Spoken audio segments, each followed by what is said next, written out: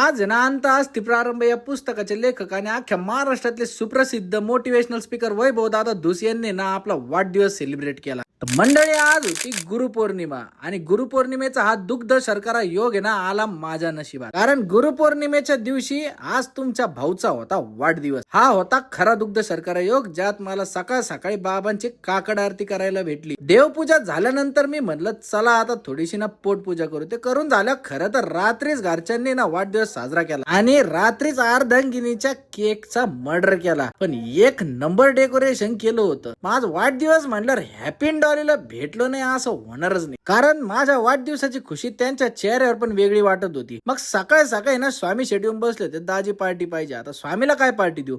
मग वैभव शेट यांनी आपल्याला ना केक कापायला बोलवलं. एकदम अप्रतिम केक होता आणि केक भरून त्यांनी आपला वाढदिवस साजरा केला. वाढदिवस असा साजरा होतोय ना तसं तुम्ही मला फॉलो पण करून घ्या. त्यानंतर आनंद शेटच्या पण बर्थडेच्या केकचा ना मर्डर टाकला आणि माझ्या बायकोने दिलेलं बर्थडे गिफ्ट आहे ना काही स्पेशल होतं, कारण तिने कधीतरी काहीतरी चांगलं दिलं होतं. आणि या टाबराचं गिफ्ट पाहून तर आहे ना माझे डोळेच भरून आले. तर मंडळी, भेटूयात आपण उद्याच्या ब्लॉग मध्ये.